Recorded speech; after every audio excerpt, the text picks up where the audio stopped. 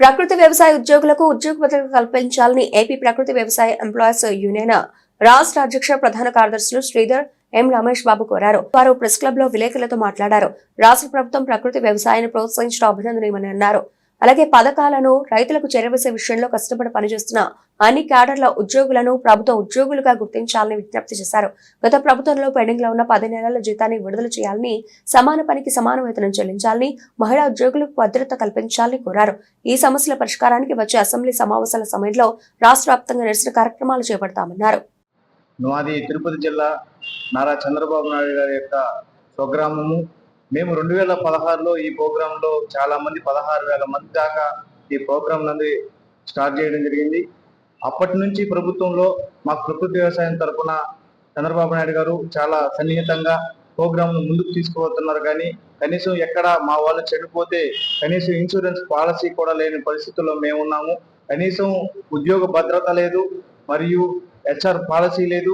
కనీసం గవర్నమెంట్ లో ఉన్నటువంటి పనిచేస్తున్నటువంటి మా 16,000 మంది మేము ఒకటే కోరుకున్నాము, మమ్మల్ని ప్రభుత్వ ఉద్యోగిగా ప్రభుత్వ కార్యక్రమంలో ఒక సెక్టార్ గా తీసుకోవాల్సిందిగా మేము ఈ ప్రస్తుతం ఉన్న ప్రభుత్వానికి చంద్రబాబు నాయుడు గారిని మరీ కోరుకుంటున్నాము.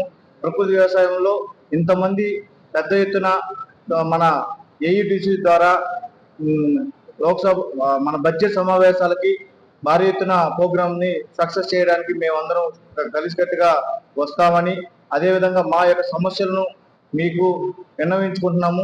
గౌరవప్రదమైన చంద్రబాబు నాయుడు గారు మా యొక్క సమస్యలను మీరు ప్రభుత్వంలో అమలు చేస్తారని నేను మీ అందరినీ కోరుకుంటూ ప్రార్థిస్తున్నాను.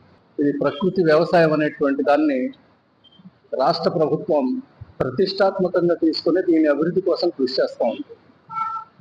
ఇప్పుడు జర్మనీ, జపాన్కి సంబంధించినటువంటి దీనిలో నిష్ణాతులైనటువంటి వాళ్ళు కూడా ఈ రాష్ట్రంలో పర్యటన చేస్తూ ఉన్నారు. దీన్ని ఎంత ప్రతిష్టాత్మకంగా తీసుకున్నాం, ఈ రంగంలో పనిచేస్తున్నటువంటి కార్మికులు మాత్రం చాలా దురదృష్టకర పరిస్థితుల్లో పనిచేస్తూ ఉన్నారు. పని గంటలు ఉండవు, కనీస వేతనాలు ఉండవు, వేధింపులు, ఏమి చెప్పుకోవటానికి వీలు పడదు, మాట్లాడటానికి వీల్లేదు. అలాగే దాదాపు 15,000 మంది పనిచేస్తూ ఉంటే దీనిలో సగభాగానికి పైగా 7,500 మంది దాకా 7,000 దాకా మహిళా కార్మికులు ఉన్నారు. వాళ్ళకి సంబంధించినటువంటి సమస్యలు ఏవి కూడా పరిష్కారం కావు, చెప్పుకోవటానికి వాళ్ళు అనుమతించరు అధికారులు. వీటన్నిటికి వ్యతిరేకంగా నిన్న జరిగినటువంటి సమావేశంలో నిర్ణయం చేయడం జరిగింది.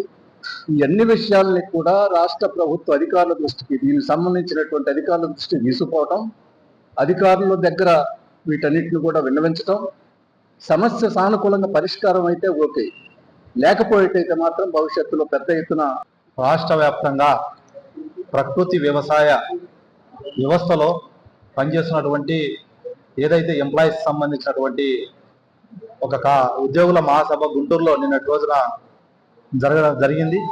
అందులో భాగంగా ఆంధ్రప్రదేశ్ ప్రకృతి వ్యవసాయ ఎంప్లాయీస్ యూనియన్ గా నామకరణం చేసి నిన్ననే మహాసభ జరిగింది. అందులో భాగంగా తీర్మానాలను, వారి సమస్యలను వివరించడానికి మీడియా సమావేశం నిర్వహించడం జరిగింది. ఈ కార్యక్రమంలో మన నూతనంగా ఎన్నికైనటువంటి మన యూనియన్ రాష్ట్ర గౌరవాధ్యక్షులు వెలుగురు రాధాకృష్ణమూర్తి గారు పాల్గొంటున్నారు. అదేవిధంగా నూతన రాష్ట్ర అధ్యక్షులు శ్రీధర్ గారు, అదేవిధంగా నూతన రాష్ట్ర ఉపాధ్యక్షులు మన సునీల్ గారు, శ్రీనివాసరావు గారు ఈ మీడియా సమావేశంలో పాల్గొనడం జరిగింది. ముఖ్యంగా ఈ రాష్ట్రంలో గత 2016 సంవత్సరం నుండి దాదాపు 9 సంవత్సరాలుగా రాష్ట్రంలో 14,800 మంది ప్రకృతి వ్యవసాయంలో భాగస్వామ్యమై ఈరోజు గ్రామీణ ప్రాంతాల్లో ప్రతి గ్రామంలో ఒక ఉద్యోగి తరపున చొప్పున ఈ పథకంలో పనిచేస్తా ఉన్నారు.